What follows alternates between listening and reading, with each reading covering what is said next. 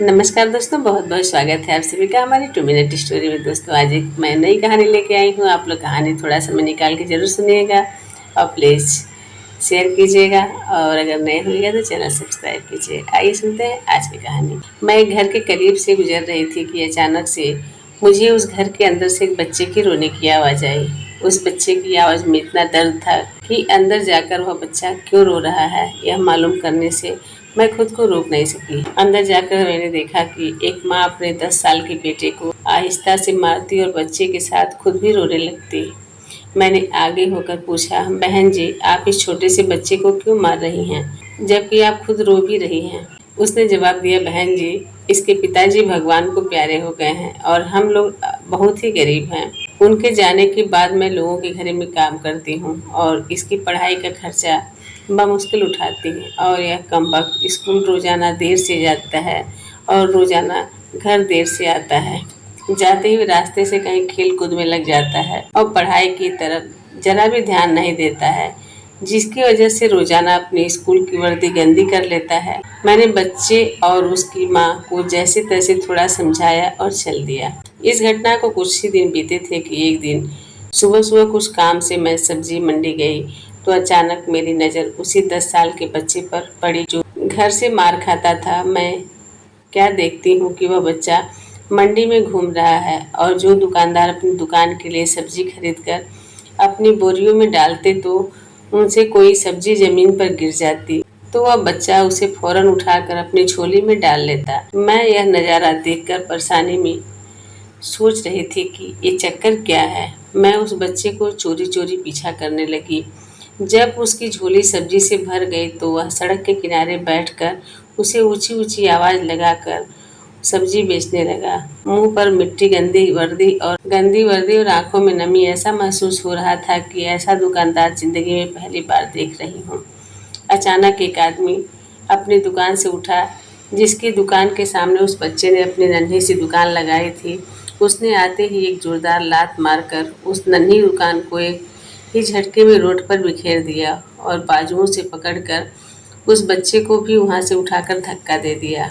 वह बच्चा आंखों में आंसू लिए चुपचाप दोबारा अपनी सब्जी को इकट्ठा करने लगा और थोड़ी देर बाद अपनी सब्जी एक दूसरी दुकान के सामने डरते डरते लगा ली। भला हो उस शख्स का जिसकी दुकान के सामने इस बार उसने अपनी नन्ही सी दुकान लगाई।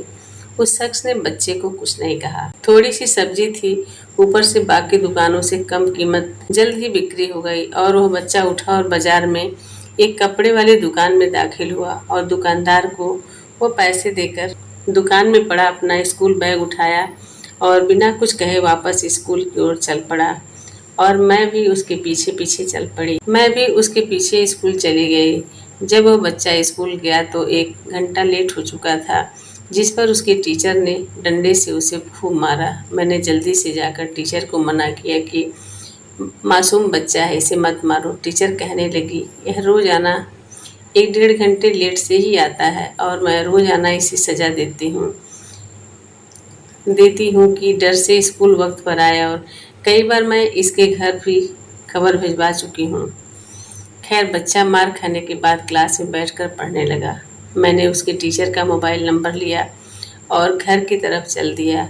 घर पहुंचकर एहसास हुआ कि जिस काम के लिए सब्जी मंडी गया था वो तो भूल ही गया। मासूम बच्चे ने घर आकर माँ से एक बार भी मार खा मासूम बच्चा घर आकर एक बार फिर माँ से भी मार खाई। सारी रात मेरा सर चकराता रहा।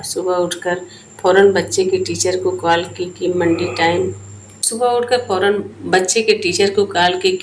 टाइम हर हालत में मंडी पहुँचे, और वो मान गई। सूरज निकला और बच्चे का स्कूल जाने का वक्त हुआ और बच्चा घर से सीधा मंडी अपनी नन्ही दुकान का इंतजाम करने लगा। मैंने उसे घर जाकर उसकी माँ को कहा कि बहन जी, आप मेरे साथ चलो। उसके घर जाके उसकी माँ से कहा, बहन जी, आप मेरे साथ चलिए, मैं बताती हूँ आपका बेटा स्कूल क्यों देर से जाता है। वह फौरन मेरे साथ मुंह में कहते हुए चल पड़ी कि आज इस लड़के की मेरे हाथों खैर नहीं, छोड़ूंगी नहीं उसे आज। मंडी में लड़के की टीचर भी आ चुकी थी। हम तीनों ने मंडी की 3 जगहों पर पोजीशन संभाली और उस लड़के को छुपकर देखने लगे। आज भी उसे काफ़ी लोगों से डांट फटकार और धक्के खाने पड़े, और आखिरकार वह लड़का अपनी सब्जी बेचकर कपड़े वाली दुकान पर चल दिया। अचानक मेरी नज़र उसकी माँ पर पड़ी तो क्या देखता हूँ कि वह बहुत ही दर्द भरी सिसकियाँ लेकर लगातार रो रही थी और मैंने फ़ौरन उस टीचर की तरफ देखा तो बहुत शिद्दत से उसके आंसू बह रहे थे। दोनों के रोने में मुझे ऐसा लग रहा था जैसे उन्होंने किसी मासूम पर बहुत जुल्म किया हो और आज उनको अपनी गलती का एहसास हो रहा हो। उसकी माँ रोते रोते घर चली गई और टीचर भी सिसकियाँ लेते हुए स्कूल चली गई। बच्चे ने दुकानदार को पैसे दिए और आज उसको दुकानदार ने एक लेडी सूट देते हुए कहा कि बेटा, आज सूट के सारे पैसे पूरे हो गए हैं, अपना सूट ले लो। बच्चे ने उस सूट को पकड़कर स्कूल बैग में रखा और स्कूल चला गया। आज भी वो 1 घंटा देर से था। वह सीधा टीचर के पास गया, बैग डेस्क पर रख कर मार खाने के लिए अपनी पोजीशन संभाल ली और हाथ आगे बढ़ा दिए कि टीचर उसे डंडे से मार ले। टीचर कुर्सी से उठी और फौरन बच्चे को गले लगाकर इस कदर जोर से रोई कि मैं भी देखकर अपने आंसुओं पर काबू न पा सकी। मैंने अपने आप को संभाला और आगे बढ़कर टीचर को चुप कराई और बच्चे से पूछा कि यह जो बैग में सूट है वह किसके लिए है। बच्चे ने रोते हुए जवाब दिया कि मेरी माँ अमीर लोगों के घरों में मजदूरी करने जाती है, उसके कपड़े फटे हुए होते हैं, कोई जिस्म को पूरी तरह से ढांपने वाला सूट नहीं और मेरी माँ के पास पैसे नहीं, इसलिए अपनी माँ के लिए यह सूट खरीदा है। तो यह सूट अब घर ले जाकर माँ को आज दोगे? मैंने बच्चे से सवाल पूछा। जवाब ने मेरे और उस बच्चे के टीचर के पैरों के नीचे ज़मीन ही निकाल दी। बच्चे ने जवाब दिया, नहीं अंकल, छुट्टी के बाद मैं इसे दर्जी को सिलाई के लिए दूंगा। रोज़ाना स्कूल से जाने के बाद काम करके थोड़े थोड़े पैसे सिलाई के लिए दर्जी के पास जमा किए हैं। टीचर और मैं यह सोचकर रोती जा रही थी कि आखिर कब तक हमारे समाज में गरीबों के साथ ऐसा होता रहेगा। उनके बच्चे त्योहार की खुशियों में शामिल होने के लिए जलते रहेंगे। आखिर कब तक? क्या ऊपर वाले की खुशियों में इन जैसे गरीबों का कोई हक नहीं? क्या हम अपनी खुशियों के मौके पर अपनी ख्वाहिशों में से थोड़े पैसे निकाल कर अपने समाज में मौजूद गरीब और बेसहारा की मदद नहीं कर सकते?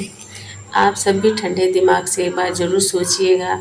अगर हो सके तो इस कहानी को आगे बढ़ाइएगा ताकि हमारी इस छोटी सी कोशिश से किसी भी सक्षम के दिल में गरीबों के प्रति हमदर्दी का जज्बा ही जाग जाए और यही कहानी सुनकर किसी गरीब के घर की खुशियों की वजह बन जाए। दोस्तों, आज की कहानी बस यहीं तक। फिर मिलती हूँ नई कहानी के साथ। तब तक के लिए हमारे सभी प्यारे मित्रों को प्यार भरा नमस्कार।